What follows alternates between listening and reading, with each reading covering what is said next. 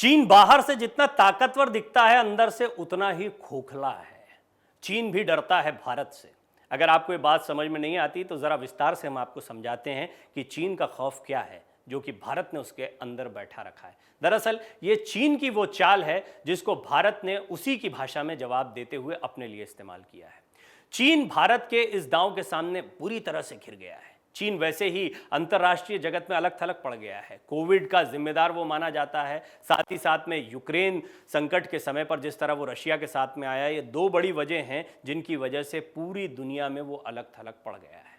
उस पर भारत की नई रणनीति ने उसे और उलझा कर रख दिया है। दरअसल भारत चीन को चीन की भाषा में ही जवाब दे रहा है। चीन ने भारत के खिलाफ एक ही रणनीति बनाई। जमीन कब्जाने के बहाने भारत के पड़ोसियों को उसने उकसाया और भारत को उनके साथ उलझा कर रखा। श्रीलंका और पाकिस्तान जैसे देशों को मोटा कर्जा दिया, अपना गुलाम बनाने की साजिश की, उनकी ज़मीनों को कब्जा लिया, अपनी फैक्ट्रियां, अपनी सेनाएं वहां पर लगा दी। ये दोनों देश इस चक्रव्यूह में फंस गए। श्रीलंका की क्या हालत हुई आप देख रहे हैं और इसका बहुत बड़ा जिम्मेदार चीन है। पूरी दुनिया देख रही है कि श्रीलंका किस बुरी तरह से टूट गया है। मदद कौन कर रहा है श्रीलंका की? भारत मदद के लिए आ गया है। वहीं पाकिस्तान के हालात क्या हैं? उसकी अस्थिर राजनीतिक स्थितियों को सारी दुनिया हमेशा देखती रहती है और चीन इस चीज को कंट्रोल करता है या अमेरिका इस चीज को कंट्रोल करता है। लेकिन चीन के साथ बहुत नजदीकियां दिखाई जिससे नाराजगी अमेरिका ने भी जताई थी। चीन ही हमेशा से जिम्मेदार रहा है पाकिस्तान के इन हालात का भी। आज के जो हालात हैं वो भी चीन के ही बनाए हुए हैं। पाकिस्तान भारत से एक बात को लेकर बहुत डरता है कि बलूचिस्तान को अलग करने की जो मांग हो रही है वो भारत की मदद से कभी भी पूरी हो सकती है। आपको याद होगा जो एनएसए हैं अजीत डोभाल जी, उन्होंने इस विषय में अपना एक बयान भी दिया था जो बहुत चर्चित हुआ था। ये बयान काफ़ी वायरल भी हुआ था। इस बयान में उन्होंने कहा था कि कभी भी हम बलूचिस्तान को एक झटके में अलग कर सकते हैं। ये काफ़ी चर्चा का विषय बना था कि पाकिस्तान से एक झटके में बलूचिस्तान को अलग करके उसके टुकड़े किए जा सकते हैं। वहीं चीन के खिलाफ अब यही रणनीति भारत के लिए मजबूत काम करेगी। दरअसल चीन जितना ताकतवर बाहर से दिखाई देता है उसके अंदरूनी हालात इतने अच्छे नहीं हैं।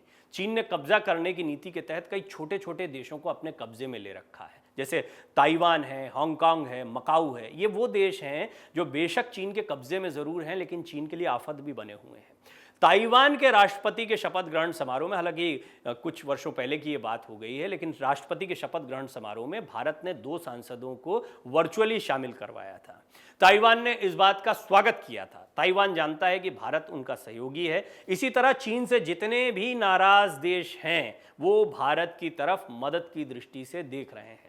जिस तरह से चीन भारत को उलझाने के प्रयास करता है, भारत भी उसी की भाषा में उसे जवाब दे सकता है। लेकिन भारत की छवि हमेशा से एक शांति प्रिय देश की रही है और भारत दूसरे देशों के मामलों में तब तक नहीं बोलता जब तक बहुत आवश्यक न हो जाए।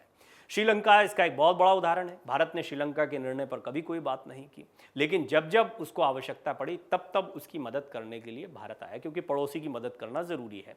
वर्तमान आर्थिक संकट के दौरान भी, चाहे वो माली हालत हो, आप देख रहे हैं किस तरीके से बुरी हालत हो गई है, आर्थिक संकट आया श्रीलंका में, मदद कौन कर रहा है? भारत कर रहा है। रणनीतिक महत्व से ये देश हमारे लिए भी बहुत महत्वपूर्ण है। और एक और देश है मालदीव। क्षेत्रफल की दृष्टि से और जनसंख्या की दृष्टि से बहुत छोटा देश है, लेकिन चीन की नज़र हमेशा से समंदर के बीचों बीच बसे इस छोटे से द्वीप वाले देश पर बनी रहती। क्यों?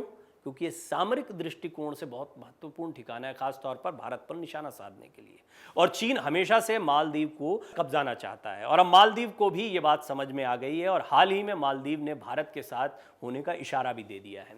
यूएन में आईओसी की एक बैठक हुई थी, ऑर्गेनाइजेशन ऑफ इस्लामिक कंट्रीज, इनकी एक बैठक हुई थी। जितने भी इस्लामिक देश हैं वो इकट्ठा हुए थे। पाकिस्तान भी यहाँ पर आया था। उसने एक मुद्दा उठाया था।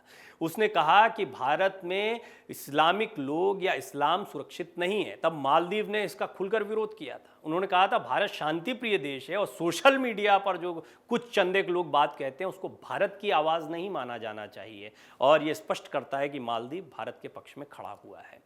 जब भी अंतर्राष्ट्रीय आतंकी घोषित करने की बात होती है, हाफिज सईद को, लखवी को, इन लोगों को, तो सबसे पहले आपको पता है क्यों नहीं हो पाता है? अमेरिका चाहता है, सारे देश चाहते हैं और सब जानते हैं कि ये आतंकी हैं। क्यों नहीं इनको अंतर्राष्ट्रीय आतंकी घोषित कर पाते? क्योंकि चीन हर बार वीटो लगा देता है।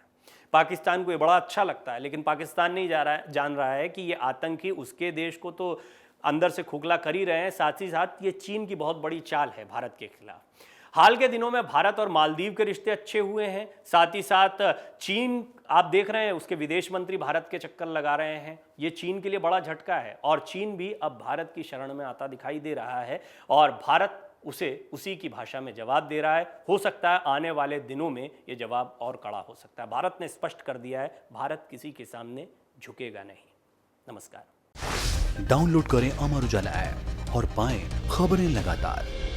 अगर आप ये वीडियो YouTube पर देख रहे हैं तो हमारे चैनल को सब्सक्राइब करें और बेल आइकन को दबाना ना भूलें। अगर आप Facebook पर ये वीडियो देख रहे हैं तो हमारे पेज को लाइक करें।